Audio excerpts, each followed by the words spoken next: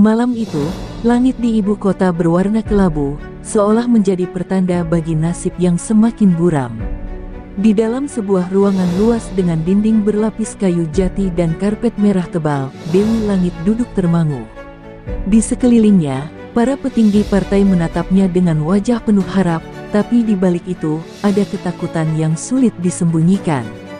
Layar besar di hadapan mereka menampilkan hasil survei terbaru, angka yang dulu selalu berpihak kini berbalik arah. Dukungan terhadap banteng besi terus menurun, dan untuk pertama kalinya dalam 2 dekade, bayangan kekalahan begitu nyata. Apa ini? Suara Dewi Langit bergetar, bukan karena lelah, tetapi karena amarah yang tertahan. Tangannya yang mulai keriput mencengkeram lengan kursinya.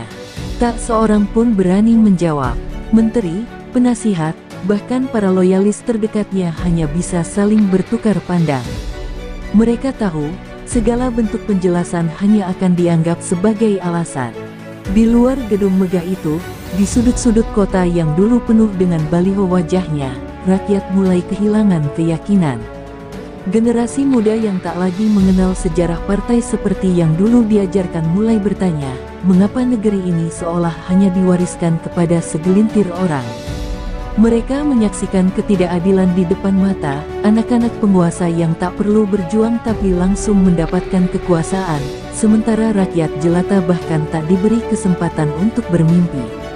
Sementara itu, di sebuah kafe kecil di pinggiran ibu kota, sekelompok aktivis muda berdiskusi dengan penuh semangat. Dia pikir negeri ini miliknya, kata seorang mahasiswa dengan nada geram.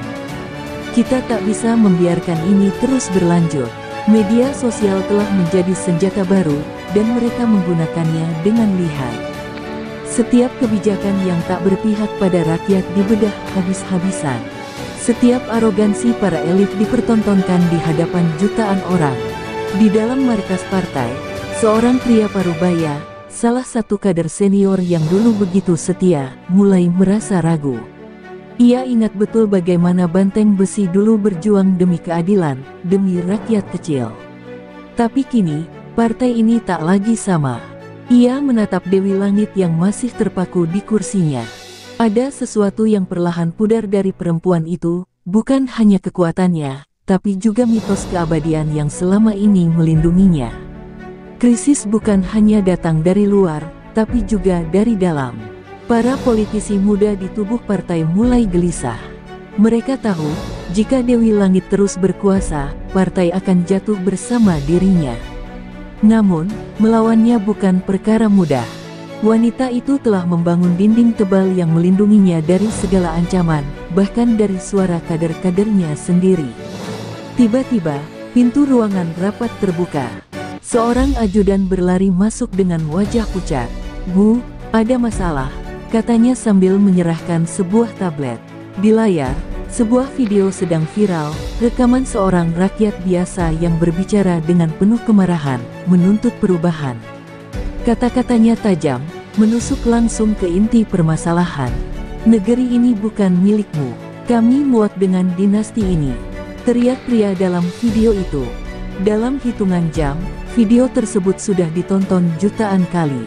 Dewi Langit menutup matanya sejenak. Untuk pertama kalinya, ia merasakan sesuatu yang selama ini tak pernah ia bayangkan, ketakutan. Bukan ketakutan akan kalah, tetapi ketakutan akan kenyataan bahwa rakyat benar-benar mulai melawannya. Dan kali ini, mungkin ia tak bisa menghentikan mereka. Pagi itu, kabut tipis masih menyelimuti ibu kota ketika layar-layar raksasa di berbagai sudut kota mulai menampilkan berita yang mengguncang. Rekaman pria yang meneriakkan perlawanan terhadap Dewi Langit kini tidak hanya viral di media sosial, tetapi telah menjadi tajuk utama di televisi nasional. Para jurnalis yang dulu takut menyebut nama Dewi Langit, dalam nada negatif kini mulai berani mengungkap fakta-fakta lama. Sejarah yang pernah diputarbalikkan mulai mencuat ke permukaan, seperti luka lama yang mendadak terkoyak. Di dalam kediamannya yang megah, Dewi Langit duduk di kursinya dengan wajah pucat. Tangannya gemetar saat membaca artikel-artikel yang menyerangnya tanpa ampun. Mereka menggali kembali masa lalu partai, tentang bagaimana lawan-lawan politiknya dihancurkan, bagaimana sistem demokrasi perlahan-lahan berubah menjadi tirani terselubung. Satu persatu, skandal yang dulu dikubur dalam-dalam kini keluar dari liang lahatnya. Di ruang rapat Banteng Besi, suasana semakin mencekam. Para petinggi partai yang biasanya berbicara dengan penuh percaya diri kini saling berbisik, mencoba mencari jalan keluar. Kita harus mengendalikan narasi ini, ujar salah satu kader senior dengan nada panik. Kita bisa sebar isu bahwa ini konspirasi musuh. Namun, tak seperti dulu, kali ini propaganda mereka tak lagi bekerja dengan mudah. Rakyat sudah terlalu banyak tahu. Sementara itu, di sebuah kantor berita independen, seorang wartawan muda tengah menyiapkan laporan investigasi terbesar dalam hidupnya. Ia telah mengumpulkan bukti tentang bagaimana Dewi Langit dan keluarganya mempertahankan kekuasaan dengan cara-cara kotor. Dokumen-dokumen rahasia, saksi-saksi yang dulu bungkam, kini mulai berbicara. Ia tahu, setelah berita ini tayang, hidupnya tak akan pernah sama lagi. Tapi ia juga tahu, inilah saatnya kebenaran berbicara. Di jalan-jalan, protes mulai bermunculan. Spanduk-spanduk bertuliskan, negeri ini bukan milikmu, berkibar di berbagai sudut kota. Generasi muda yang selama ini dianggap tak peduli dengan politik kini turun ke jalan. Mereka bukan sekadar marah, mereka ingin perubahan. Mereka menolak masa depan yang diwariskan kepada segelintir elit yang merasa berhak atas negeri ini. Di tengah kekacauan itu, seorang pria tua duduk di teras rumahnya, menatap layar televisi dengan mata berkaca-kaca. Ia adalah mantan pejuang partai, seseorang yang dulu berjuang bersama Banteng Besi ketika masih benar-benar berpihak kepada rakyat. Tapi kini, ia hanya bisa menggelengkan kepala. Kalian sudah lupa siapa yang kalian perjuangkan, gumamnya lirih. Bagi generasi sepertinya, ini bukan sekadar krisis politik, tapi pengkhianatan terhadap sejarah. Di dalam markas besar partai, Dewi Langit berdiri di hadapan cermin, menatap wajahnya yang kini penuh keraguan. Selama ini, ia percaya bahwa dirinya adalah takdir bagi negeri ini. Tapi untuk pertama kalinya, ia bertanya dalam hati, apakah rakyat benar-benar masih menginginkannya? Atau apakah ia hanyalah bayangan masa lalu yang seharusnya sudah pergi? Tiba-tiba, ponselnya bergetar. Sebuah pesan masuk dari seorang pejabat tinggi yang selama ini menjadi sekutu setianya. Pesannya singkat, tapi cukup untuk membuat darahnya berdesir. Kita tak bisa bertahan lebih lama jika terus seperti ini. Waktunya mengambil keputusan besar, sebelum semuanya terlambat. Dewi Langit menggenggam ponselnya erat-erat. Ia tahu, badai yang datang kali ini bukan lagi sekadar riak kecil, ini adalah gelombang besar yang bisa menenggelamkannya. Malam itu, lampu-lampu kristal di ruang pertemuan utama markas Banteng Besi bersinar redup. Para elit partai berkumpul dalam lingkaran sempit, duduk di kursi-kursi empuk yang terasa semakin panas di bawah tekanan situasi. Tak ada sorakan kemenangan, tak ada tepuk tangan seperti biasanya, hanya desiran napas berat dan tatapan penuh perhitungan. Dewi Langit duduk di kursi utamanya, matanya menyapu ruangan dengan tajam. Ia tahu, malam ini bukan hanya soal mempertahankan partai, tapi juga mempertahankan dirinya sendiri dari tikaman dalam selimut. Di sudut ruangan, seorang pria muda dengan jas hitam elegan duduk dengan senyum tipis. Dialah Raksa, Dirgantara, putra mahkota politik yang sejak lama dipersiapkan untuk melanjutkan dinasti Banteng Besi. Tapi di matanya, ada sesuatu yang berbeda, bukan kesetiaan, melainkan ambisi yang tak bisa lagi ia sembunyikan. Selama bertahun-tahun, ia diperlakukan seperti bayangan ibunya, diajari untuk mengikuti jejaknya, tapi tak pernah benar-benar dipercaya. Kini, dengan dukungan beberapa kader muda, ia mulai melihat peluang untuk mengambil alih kendali. Di sisi lain ruangan, duduk seorang pria tua dengan kerutan dalam di dahinya, Surya Baskara, tokoh senior yang selama ini menjadi penjaga tradisi partai. Baginya, Raksa hanyalah anak muda yang terlalu haus kuasa tanpa mengerti makna perjuangan sejati. Tapi ia juga sadar, Dewi Langit semakin lemah, dan partai tak bisa bertahan hanya dengan kenangan kejayaan masa lalu. Jika tidak ada perubahan, banteng besi akan runtuh sebelum pemilu tiba. Ketegangan pecah ketika seorang kader muda, yang sudah lama merasa muak dengan dinasti politik, berdiri dan berbicara lantang. "Bu, kita harus realistis. Rakyat sudah tidak lagi percaya pada kita. Jika kita ingin bertahan, kita harus berubah. Dan perubahan itu mungkin berarti kepemimpinan baru." Suara itu seperti petir yang menyambar di dalam ruangan. Semua orang menahan napas, menunggu reaksi Dewi Langit. Wajahnya tetap tanpa ekspresi, tapi dalam hatinya, api kemarahan mulai membakar. "Mereka berani menantangku di hadapanku," pikirnya. Namun, ia bukan wanita yang mudah terpancing. Dengan suara dingin, ia menjawab, "Kalian berbicara soal perubahan, tapi apakah kalian siap dengan konsekuensinya? Tanpa saya, partai ini tidak akan pernah sampai sejauh ini." Ia memandang satu persatu wajah yang ada di hadapannya, mencari siapa yang benar-benar setia dan siapa yang siap mengkhianatinya. Raksa menatap ibunya tanpa gentar. "Partai ini tidak boleh hanya bergantung pada satu orang," katanya, nadanya tenang tapi menusuk. "Jika kita ingin bertahan, kita harus mendengar suara rakyat, bukan hanya suara diri kita sendiri." Beberapa kader di sekelilingnya mengangguk setuju.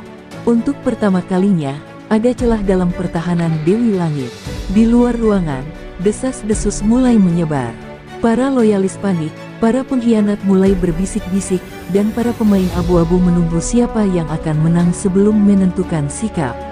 Malam ini bukan sekadar pertemuan biasa, ini adalah awal dari perpecahan terbesar dalam sejarah banteng besi. Dewi Langit akhirnya berdiri, tubuhnya tegak meski jiwanya berguncang. "Baiklah," katanya dengan senyum tipis yang sulit ditebak. "Jika kalian ingin perubahan, mari kita lihat siapa yang lebih kuat." Kata-kata itu terdengar seperti tantangan, dan semua yang ada di ruangan tahu pertarungan baru saja dimulai. Malam itu, ibu kota terbakar dalam semangat perlawanan. Ribuan orang memenuhi jalanan, membawa spanduk dan meneriakkan tuntutan perubahan. Wajah-wajah mereka penuh kemarahan, tapi juga harapan. Suara rakyat yang selama ini dibungkam kini menggema di seluruh penjuru negeri. Dewi Langit, yang tengah duduk di ruang pribadinya, menyaksikan semuanya dari layar televisi. Tangan kurusnya menggenggam gelas teh dengan erat, berusaha mengendalikan getaran di jemarinya. Ini bukan sekadar protes biasa, ini adalah ultimatum. Di panggung utama aksi demonstrasi, seorang pemuda berdiri di hadapan ribuan massa. Namanya Jati, seorang aktivis yang dulu adalah pendukung setia banteng besi. Kini, ia menjadi salah satu suara paling lantang dalam menuntut perubahan. "Negeri ini bukan milik segelintir elit yang memperlakukan kita seperti budak," teriaknya. "Kita sudah cukup menderita, cukup dengan dinasti, cukup dengan kebohongan." Sorakan menggelegar. Di antara lautan manusia, bendera-bendera dikibarkan tinggi, membawa pesan bahwa rakyat tidak lagi takut. Di sisi lain kota, di sebuah ruangan tertutup, Raksa Dirgantara menyaksikan demonstrasi itu dengan ekspresi sulit ditebak. Ia tahu, ini adalah momen penentuan. Jika ia ingin merebut kendali, ia harus mendapatkan dukungan rakyat, tetapi tanpa benar-benar melawan ibunya secara terbuka. "Mereka menginginkan perubahan," gumamnya pelan. "Tapi perubahan seperti apa?" Ia menoleh ke salah satu orang kepercayaannya. "Kita harus bermain cerdas. Jika ibu jatuh, kita tidak boleh jatuh bersamanya."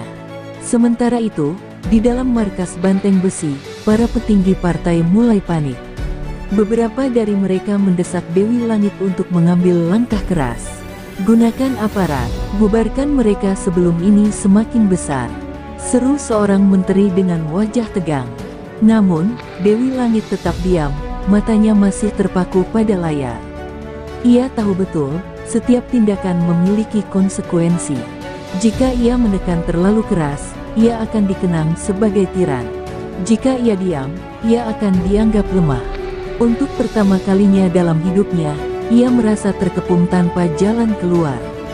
Di luar, aksi terus membesar. Media nasional, yang selama ini tunduk pada banteng besi, mulai memberitakan protes ini tanpa sensor. Para wartawan yang dulu takut berbicara kini menemukan keberanian mereka kembali. Ini bukan sekadar protes, ini adalah gelombang perubahan, kata seorang reporter langsung dari lokasi aksi. Dan di seluruh penjuru negeri, rakyat yang selama ini diam mulai bergerak. Kota-kota besar bergolak, suara perlawanan menyebar seperti api yang tak bisa dipadamkan. Di antara kerumunan, seorang perempuan tua berdiri sambil menggenggam foto suaminya yang dulu seorang pejuang. "Kami dulu percaya pada mereka," bisiknya lirih. "Tapi lihat apa yang mereka lakukan sekarang." Air matanya jatuh, bukan hanya karena kecewa, tetapi juga karena harapan bahwa perjuangan suaminya yang dulu sempat dikhianati akhirnya akan menemukan jalannya kembali. Kembali ke ruang pribadinya, Dewi Langit menarik napas panjang. Lalu, untuk pertama kalinya dalam bertahun-tahun, ia merasa lelah. Bukan lelah fisik, tetapi lelah karena menyadari sesuatu yang selama ini ia tolak untuk percaya, bahwa rakyat sudah tidak lagi menginginkannya. Bahwa mungkin, ia benar-benar telah kehilangan kendali atas negeri ini. Di luar sana, di tengah lautan manusia yang terus menggema, Jati mengangkat tangannya dan berteriak dengan suara yang mengguncang, "Negeri ini bukan milik Dewi Langit. Negeri ini milik kita semua." Dan pada saat itu, seolah sejarah baru tengah dituliskan, ibu kota bergetar dalam suara rakyat yang akhirnya berani berbicara.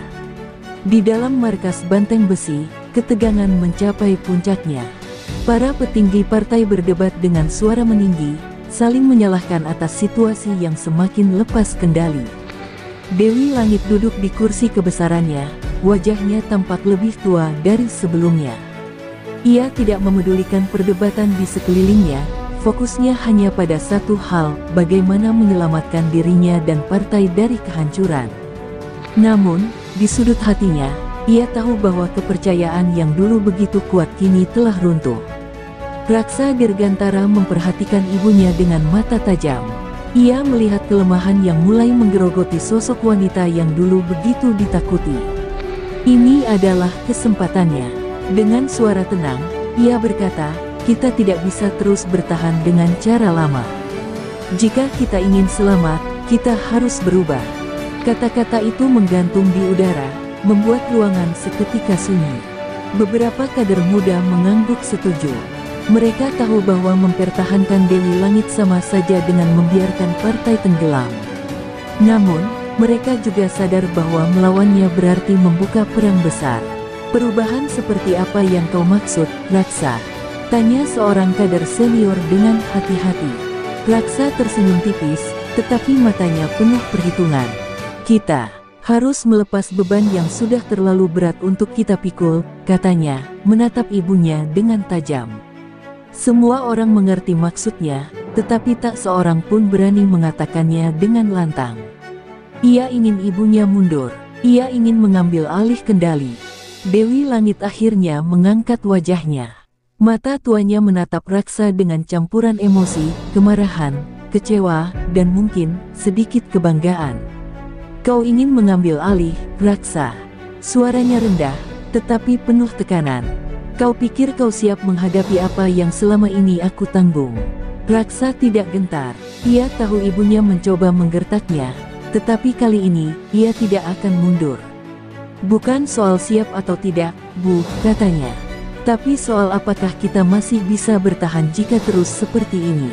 Kata-katanya seperti belati yang menusuk tepat ke jantung partai. Beberapa kader senior mulai berbisik-bisik, sementara yang lain menatap Dewi Langit, menunggu reaksinya. Di luar markas, protes semakin membesar. Rakyat tidak lagi hanya menuntut perubahan, mereka menuntut keadilan atas tahun-tahun yang telah dicuri dari mereka. Beberapa politisi yang dulu setia pada Banteng Besi mulai membelot, mencari tempat yang lebih aman sebelum kapal benar-benar tenggelam. Dan di media, nama Raksa mulai muncul sebagai harapan baru. Dewi Langit memejamkan matanya sejenak. Ia sadar, ini bukan lagi pertarungan melawan oposisi atau media. Ini adalah pertempuran terakhirnya, dan musuh terbesarnya bukanlah rakyat, bukan lawan politik, melainkan orang-orang di sekelilingnya sendiri, bahkan anaknya sendiri. Dengan napas berat, ia membuka matanya kembali. "Baik," katanya pelan, tetapi cukup keras untuk didengar semua orang di ruangan itu. "Kalau begitu, kita lihat siapa yang lebih kuat." Perang di dalam benteng telah dimulai. Malam turun dengan tenang di ibu kota, tetapi di dalam markas banteng besi, badai tengah berkecamuk. Kabar mengenai retaknya kepemimpinan Dewi Langit telah menyebar ke berbagai penjuru. Kader-kader yang dulu tunduk tanpa ragu kini mulai terbagi dalam dua kubu, mereka yang masih setia dan mereka yang diam-diam mendukung Raksa Dirgantara. Tak ada yang berani terang-terangan mengumumkan sikapnya, tetapi bisik-bisik konspirasi telah menjadi nyanyian di setiap sudut ruangan. Di dalam ruang pribadinya, Dewi Langit duduk sendirian. Untuk pertama kalinya dalam hidupnya, ia merasa dikhianati oleh darah dagingnya sendiri. Raksa bukan lagi putranya yang patuh, ia telah menjadi ancaman. Namun, Dewi Langit bukanlah wanita yang akan menyerahkan tahtanya begitu saja. Dalam politik, tidak ada tempat bagi kelemahan. Dengan tangan gemetar, ia mengambil ponselnya dan menghubungi orang kepercayaannya. "Aku butuh kesetiaanmu lebih dari sebelumnya," suaranya dingin. "Lakukan apa yang harus dilakukan." Sementara itu, Raksa mengumpulkan para pendukungnya di sebuah rumah aman di pinggiran kota. Mereka telah merancang strategi untuk mengambil alih partai dengan cara yang halus, menggunakan tekanan politik, memanfaatkan media, dan jika perlu, memaksakan mundurnya Dewi Langit dengan tekanan internal. "Kita tidak bisa menunggu lebih lama," ujar Raksa dengan suara mantap. "Jika kita tidak bertindak sekarang, kita akan tenggelam bersama partai ini." Namun, Raksa tidak menyadari bahwa pergerakannya telah bocor. Salah satu orang kepercayaannya ternyata masih setia kepada Dewi Langit dan segera melaporkan semua yang terjadi. Dalam hitungan jam, rencana Raksa bukan lagi rahasia. Dewi Langit tersenyum tipis saat mendengar laporan itu. "Mereka pikir mereka bisa menjatuhkanku semudah itu," katanya pelan. "Mereka lupa dengan siapa mereka berhadapan." Malam itu, ketika Raksa dan kelompoknya tengah menyusun langkah terakhir, mereka dikejutkan oleh suara ketukan di pintu. Beberapa orang berseragam masuk, membawa perintah penahanan atas. Dugaan konspirasi melawan partai. Wajah Raksa menegang, tetapi ia segera mengendalikan emosinya. Ia tahu ibunya tidak akan tinggal diam, tetapi ia tidak menduga akan secepat ini. "Kalian tidak bisa menahan kami tanpa bukti," ujar salah satu pendukungnya dengan berani. Tetapi para aparat hanya tersenyum dingin. "Bukti bisa dicari," jawab mereka. Raksa tahu, ini bukan soal hukum, ini adalah permainan kekuasaan. Dan kali ini, ibunya yang masih memegang kendali. Namun, di luar sana, rakyat tidak buta. Kabar tentang penahanan kader muda yang dianggap sebagai pembawa perubahan segera menyebar. Media